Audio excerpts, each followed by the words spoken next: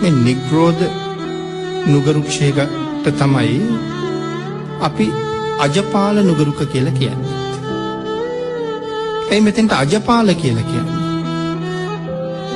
ප්‍රදේශයේ එළුව බලා ගන්න අය දවල් කාලේ විවේක ගන්න මේ ගහ යට හැවෙන විශාල ගහ. හොඳට හැවනයි. ඒ නිසා එළු පාලකයෝ මේ ගහ යට විවේක ගන්නවා. එළුව පාලනය කරන අය මෙතනම විවේක ගන්න නිසා නුග ගහට අනුවර්ත නාමයක් එකතු වෙනවා අජපාල නුගරුක කියලා. එhmenan බුදුරජාණන් වහන්සේ එක වෙලාවක එතෙන්ට වැඩම කරනවා. ආන් මේ වෙලාවේ මේ පෞකාර මාරයා අජපාල නුගරුක ගාවට බුදුරජාණන් වහන්සේ හොයාගෙන එනවා. ඇවිල්ලා බුදුරජාණන් වහන්සේගෙන් ඉල්ලීමක් කරනවා. ආන් ඒ කාරණාව අපේ බුදුරජාණන් වහන්සේ පස්සේ දවසක එදා මාරයා අජපාල නුගරුක මුලදි කරපු ඉල්ලීම ආනන්ද ස්වාමීන් වහන්සේට මතක් කළා. ආනන්ද එදා අජපාල නුගරුක ගාවදී මේ ප්‍රථම සම්බෝධියේදී මාරයා මගෙන් මෙහෙම ඉල්ලීමක් කළා කියලා. ආන්ගේ කාරණාව මහා පරිනිර්වාණ සූත්‍රයේ සඳහන් කරලා තියෙනවා. ආනන්ද එක දවසක එක සමයක මම මේ උරුවෙල් දනව්වේ සම්බෝධියෙන් මේ ප්‍රථම සමයේදී නේරංජනා නදී තීරේ උරුවෙල් දනව්වේ නිග්‍රෝධ මූලයේ වැඩ ඉන්න වෙලාවේ මම ඒ නුගරුක මුල වැඩ ඉන්න වෙලාවේ පෞකාර මාරයා මම ළඟට ආවා. ඇවිල්ලා එකත් පසෙක නතර වුණා. ආනන්ද එකත් පසෙක සිටගත්ත මාරයා මට මෙන්න මෙහෙම යෝජනාවක් කළා. මට ආරාධනා කරනවා ස්වාමීනි ඔබ වහන්සේ බලාපොරොත්තු වුණේ ලෞතර බුදු බව. දැන් ඔබ වහන්සේ ඒක මුදුන්පත් කරගත්තා. දැන් ඉතින් පිරෙනවා. අවශ්‍ය වුණේ බුදු වෙන්නේ. දැන් බුදු වුණා. දැන් පිරිනිවන් පාන්න කියලා ආරාධනාවක් කළා. ඒ වෙලාවේ භාග්‍යතුන් වහන්සේ සඳහන් කරනවා මාරයාට මෙහෙම. ආනන්ද ඒ වෙලාවේ ඒ පෞකාර මාරයාට මම මෙහෙම කිව්වා. ඔය දැන් තියෙන භාග්‍යතුන් වහන්සේ මාරයාට මොකද්ද කීවේ කියන කතාව. ආන් එතන තමයි අති සුවිශේෂී වූ කාරණාවක් ඉස්මතු කරන්නේ. අපේ බුදුරජාණන් වහන්සේ මාරයට ඒ ප්‍රකාශය කරන්නේ සම්පූර්ණයෙන් අපි මත විශ්වාස තියලා. ආන්ගේ කාරණාව බෞද්ධ අපි සියලු දෙනාම තරයේම මතක තියාගන්න. මේ ප්‍රකාශය කරන්නේ අපි මත සම්පූර්ණ විශ්වාසය තියලා. ඒක තමයි ප්‍රකාශය තමයි පෞකාර මාරය මම පිරිනිවන් පාන්නේ. ඒ තාක් මම පිරිනිවන් පාන්නේ. කොයි තාක් පිරිනිවන් පාන්නේ නැද්ද? මම පිරිනිවන් පාන්නේ නෑ මාරය. මගේ සිව්වනක් පිරිස නැත්නම් මේ ශ්‍රාවක පිරිස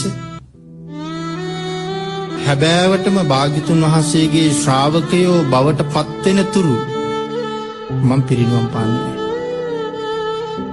ඒ කාරණාව සම්පූර්ණ වුණාට පස්සේ මගේ පිරිනිවීම පිළිබඳව මම තීරණය කරනවා.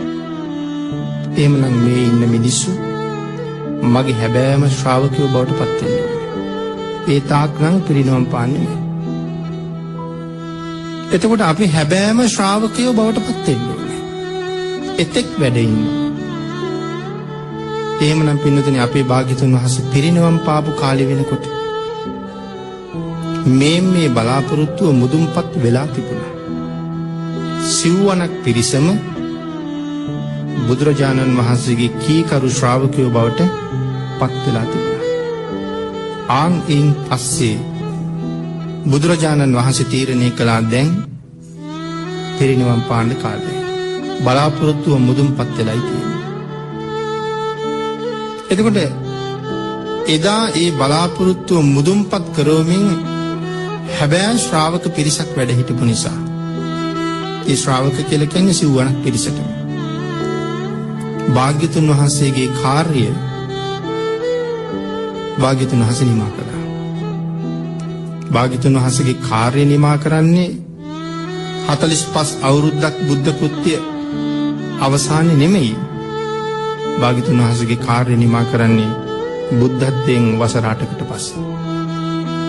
ඒ කියන්නේ මොන තරම් ඉක්මනට භාග්‍යතුන් වහන්සේගේ කාර්යය භාග්‍යතුන් වහන්සේ මුදුන්පත් කරලා තියෙනවා. උන්වහන්සේගෙන් වෙන්න ඕන කාර්යය ඉවර කළා. 8 වෙනි අවුරුද්ද වෙනකොට. නමුත් අපි හරියටම ශ්‍රාවක වෙනකන් භාග්‍යතුන් වහන්සේ මේසා කාලයක් වැඩ හිටියා. ආන්ගේ ශ්‍රාවක පිරිස කියන්නේ කාටද කියන කාරණාව තමයි අපි සාකච්ඡා කරන්න ඕනේ. මෙතන බුදුරජාණන් වහන්සේ සඳහන් කළා මගේ මේ පිරිස දැන් ශ්‍රාවකයා කියලා කියන්නේ මනාව කීකරු වෙච්ච කෙනාට. අපි මේ කාරණාව මීට කලින් සාකච්ඡා කළා කියලා මම හිතනවා. මනාව කීකරු වෙච්ච කෙනා කියලා කියන්නේ. දැන් ශිෂ්‍යයෙකුට ගුරුවරයා කීකරු ශිෂ්‍යයෙක්. හොඳ ශිෂ්‍යයෙක් කියලා කියන්නේ ගුරුවරයා කියන දේ 100%ක්ම අහන කෙනාට. ගෙදර ළමයි කීප දෙනෙක් ඉන්නකොට අනිත් දරුවන්ට වඩා මේ දරුවා විශේෂයි කියලා කතා කරන්නේ අනිත් දරුවන්ට වඩා එක දරුවෙක් ගැන විශේෂ ආදරයක් දෙමව්පියන්ගේ හිත ඇතුලේ ඇති වෙන්නේ අන් අයට වඩා වැඩියෙන් මව්පියන්ට කීකරු කෙනා සම්බන්ධයි. එහෙමනම් බුදුරජාණන් වහන්සේට ඊටාම හොඳින් කීකරු වෙච්ච කෙනාට තමයි මේ ශ්‍රාවක කියලා කියන්නේ. එතකොට අපිට කල්පනා කරන්න බොහෝ දේවල් මේ ප්‍රකාශය තුළ ඉතුරු කරලා තියෙනවා. 100%ක්ම කීකරු කෙනා ශ්‍රාවක. 100න් පංගුවක් කීකරු වෙච්ච කෙනා ශ්‍රාවක නෙමෙයි. එහෙමනම් ඒ ශ්‍රාවක බව අපි ළඟ තියෙනවද? අපි තාම එතෙන්ට ඇවිල්ලාද සුදුසුද කියන කාරණාව අපි මේ ධර්ම සාකච්ඡාව පුරාම සාකච්ඡා කරනවා. අපි බුදුරජාණන් වහන්සේ අපෙන් බලාපොරොත්තු වෙච්ච කාරණාවක් තමයි මේ ශ්‍රාවක පිරිස වියත් පිරිසක් බවට පත් වෙන්නේ. වියත්තා කියලා සඳහන් කරනවා. මගේ ශ්‍රාවක පිරිස වියත් වෙන්න ඕනේ. වියත්තා. මොකද්ද මේ වියත්තා කියලා කියන්නේ? දක්ෂ වෙන්න ඕනේ. මේ ශ්‍රාවකයෝ ඊටාම දක්ෂෝ බවට පත් වෙන්න ඕනේ. මොනවට දක්ෂ වෙන්න ඕනද? මේ ලෞකික විෂයන් හදාරලා ඉහළින් ඉහළට යන්න දක්ෂ වෙන අය ගැනද මේ කතා කරන්නේ? නිවන් මඟ පිළිබඳව පූර්ණ දක්ෂතාවයක් වුන් ළඟ ඇති වෙන්න ඕනේ.